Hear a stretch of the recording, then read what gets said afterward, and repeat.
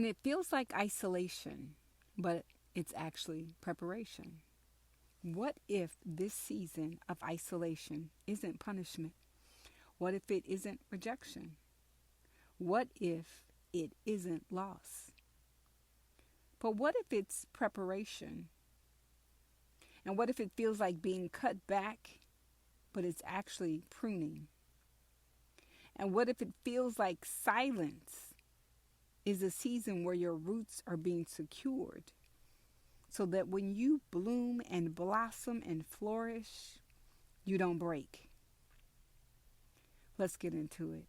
Hey y'all, I am Madison Simone Chase, also known as Miss Chase, raised by an incredible single mom who is my biggest fan and my best friend for real, my BFF. I am a celebrity certified personal trainer, fitness and wellness expert, and sports and entertainment media host. I was born in Fort Worth, raised in Dallas, and built in Los Angeles.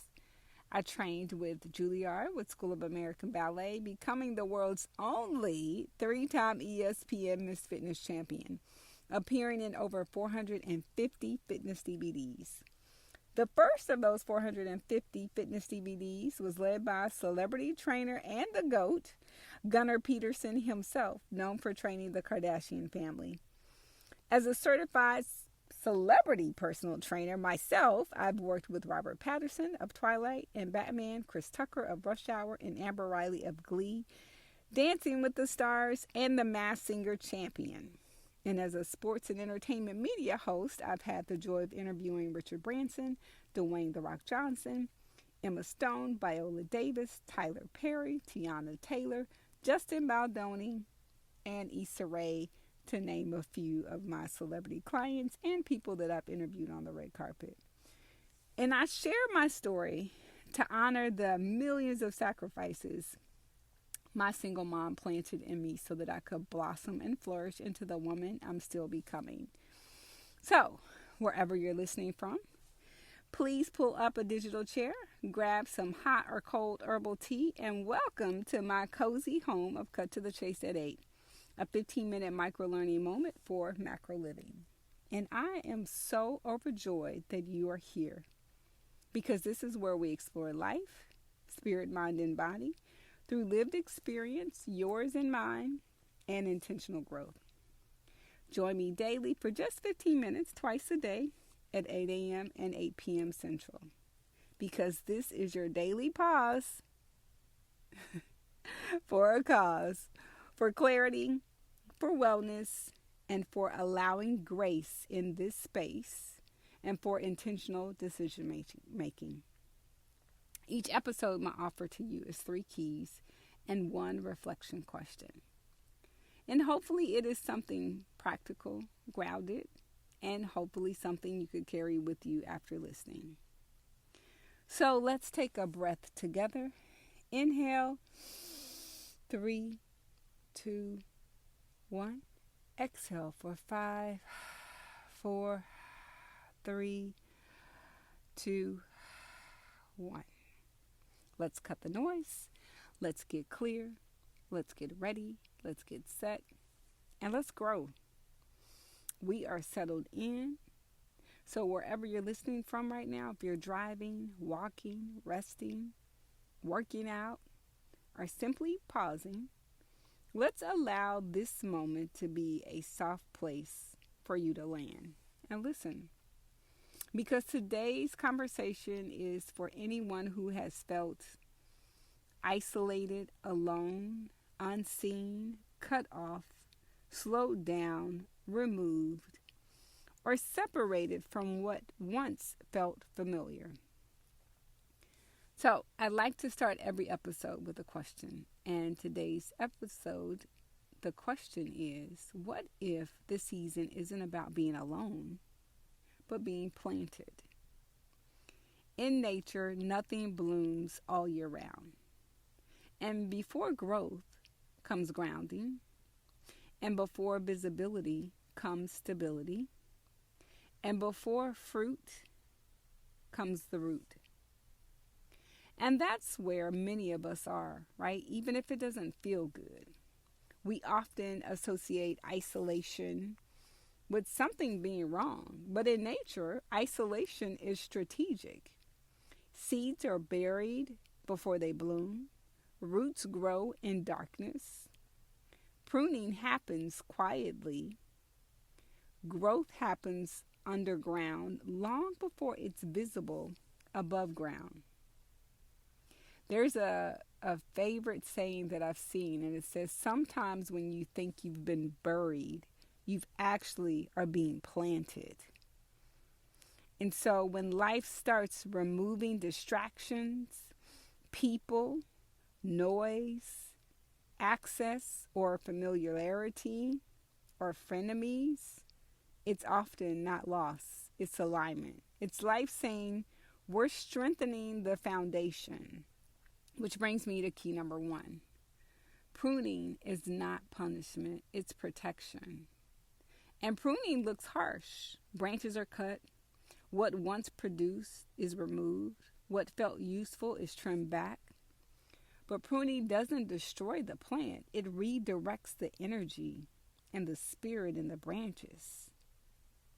It ensures future growth is stronger, healthier, more sustainable.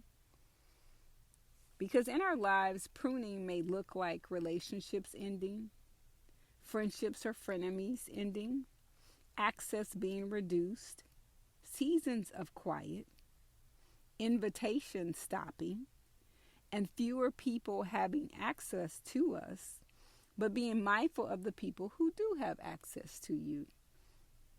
Not because we are in a season where we're not as loved, but we're just possibly not being loved by the people who actually love us back. But because our growth requires focus sometimes. So, my lived experience, the quiet seasons. There have been seasons in my life where everything went quiet. Less noise, less validation, less access, less movement. And at first, it felt like a loss. But looking back, those were the seasons where my values clarified, my boundaries strengthened, my identity and who I belong to stabilized, my faith in my relationship with my Creator deepened, my voice matured, and nothing, absolutely nothing was wasted because everything was being prepared. Which brings me to key number 2. Roots must be deep before blooms go wide. And deep roots aren't glamorous. They grow unseen. They take time. And they require stillness. But deep roots determine how tall we could grow, how much weight we could hold, how much pressure we could withstand. And if we bloom before we're rooted, success becomes fragile. Visibility without grounding leads to collapse.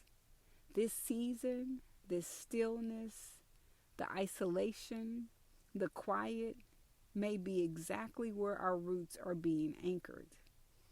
And there is a difference in planting a plant in a pot versus planting that plant in the ground with fertile soil. And I say that because I once had a lemon tree and we planted it in a pot.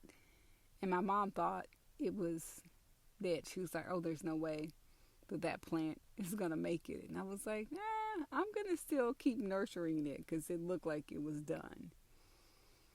But when I continued to nurture it, even though it didn't look like things were going to work out and my mom was ready to trash it, when I say that next season that lemon tree blossomed and we got some beautiful lemons. So sometimes planting and where you plant matters. Which brings me to my next lived experience, securing the root system. There was a time I wanted momentum more than maturity, movement more than meaning, visibility more than stability. But life slowed down for me on purpose, and slowing down taught me discernment, patience, alignment, emotional regulation, and spiritual grounding. And my roots needed time, Which brings me to key number 3. Blooms come in season, not on demand. And nature doesn't rush. Blooms don't compete. They arrive when conditions are right. And when they bloom, they don't apologize. And your season will come. And when it does, your roots will hold, your boundaries will protect, your discernment will guide, your peace will remain. This quiet season isn't the end, it's the groundwork. So, bringing this all together, isolation doesn't always mean separation. Sometimes it means refinement. Sometimes it means protection, preparation. It means realignment, repositioning. And if it feels quiet for you right now, it may be because something strong is forming beneath the surface. So, the reflection question: what possibly is growing inside of you and me right now beneath the surface that we can't see, but will one day support the bloom and the flourish and the harvest that's to come? And I know sometimes it doesn't always feel like something great is happening, but isolation is also protection as well. So, before you go, I want to say thank you. It has truly been an honor sharing this time with you and sitting with you in this digital cozy space. And so I want to revisit today's 3 keys. Key number 1, pruning. It's not punishment, it's protection. And key number 2, roots must go deep before blooms go wide. And remember the example of the lemon tree in the pot versus the lemon tree in the ground. And what my mom thought was a season of, oh, it's trash, it ended up being a treasure of beautiful lemon trees or lemons just that she didn't expect.